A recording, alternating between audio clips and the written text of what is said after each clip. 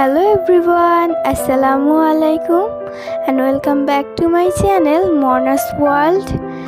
আজকে আপনাদের সাথে শেয়ার করব দারুণ মজাদার পেস্ট্রি কেক। এই পেস্ট্রি কেকটা দেখতে যেমন সুন্দর, খেতেও আলহামদুলিল্লাহ অনেক মজার হয়ে থাকে।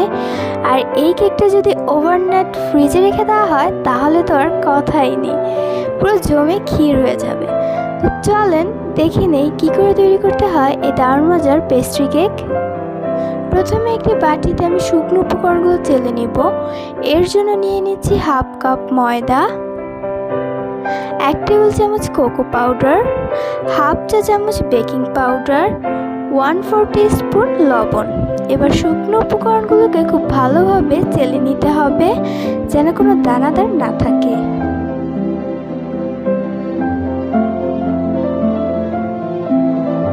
এবার শুকনো উপকরণগুলো সাইডে রেখে আমি অন্য একটি বাটিতে 2টি ডিম ভেঙে নিচ্ছি এবং ডিমের সাদা অংশ এবং কুসুম আলাদা করে নিব।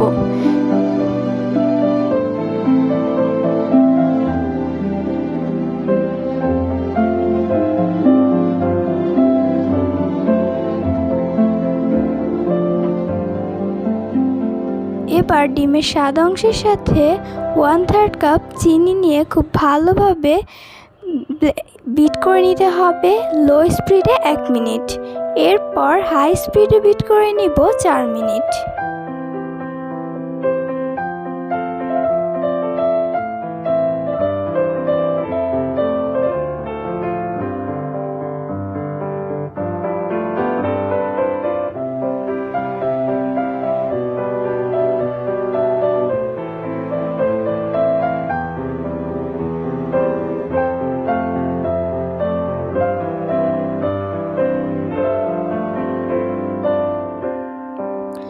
ডিমের সাদা অংশটা ফোম হয়ে গেলে এর ভিতর দিয়ে দেবো ডিমের কুসুম এবং 1 টেবিল চামচ রান্নার তেল।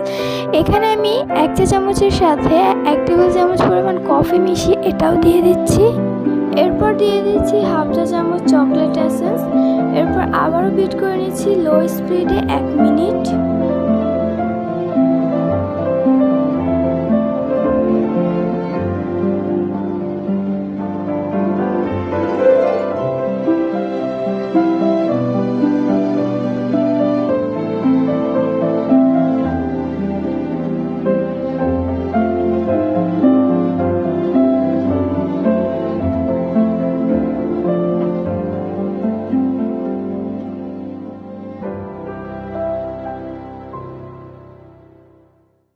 বিট করা হয়ে গেলে এর মধ্যে শুকনো উপকরণগুলো দিয়ে স্প্যাচুলার সাহায্যে খুব ভালোভাবে মিক্স করে নিব।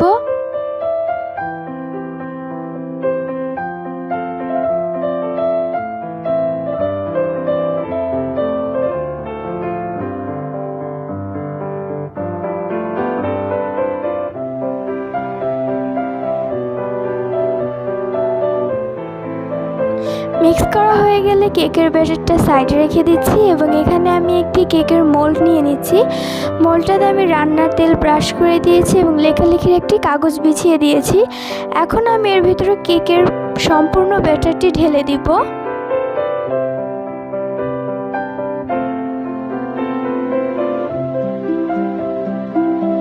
এরপর চুলায় একটি হাঁড়ি বসিয়ে আমি 5 মিনিটের জন্য প্রিহিট করে নিয়েছি। এরপর এই প্রিহিট করা হাঁড়িতে আমি কেকের মোল্ডটা দিয়ে দিচ্ছি এবং বেক করে নিব 30 মিনিট। 30 মিনিট পর ঢাকনাটি খুলে আমি কেকটাকে চেক করে নিচ্ছি। আমার কেকটা হয়ে গেছে।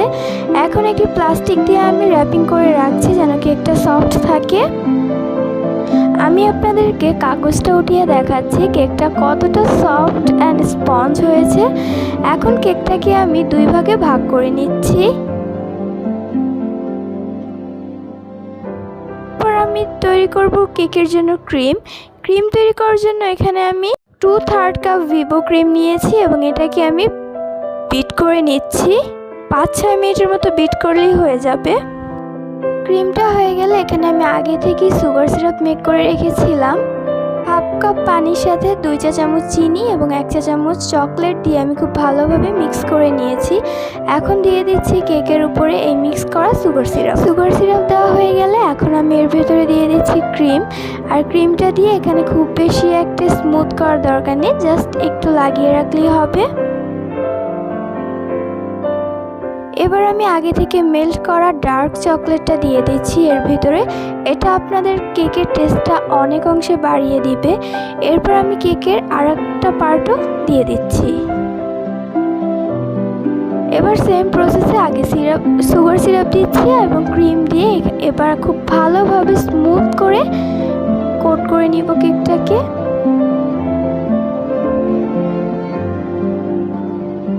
আমাদের কেকটা কোট করা হয়ে গেছে। এখন আমি এর ভিতরে দিয়ে দিচ্ছি ডার্ক চকলেট, উপর দিয়ে ঢেলে জাস্ট চারিদিকে ছড়িয়ে দিব।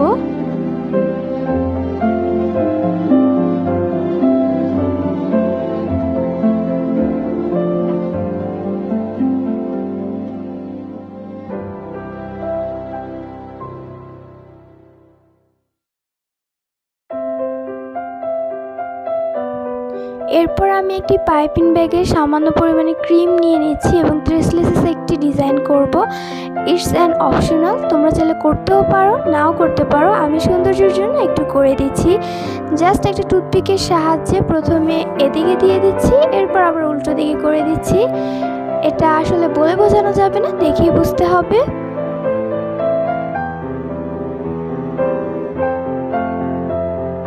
তো এই তো তৈরি হয়ে গেল আমাদের দারুণ মজাদার পেস্ট্রি কেক।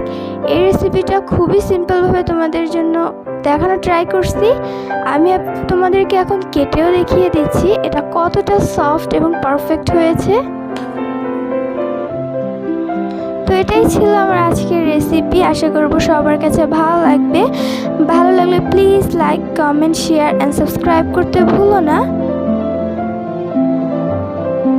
তো আজকে এই পর্যন্ত, সবাই ভালো থাকো। আল্লাহ হাফেজ।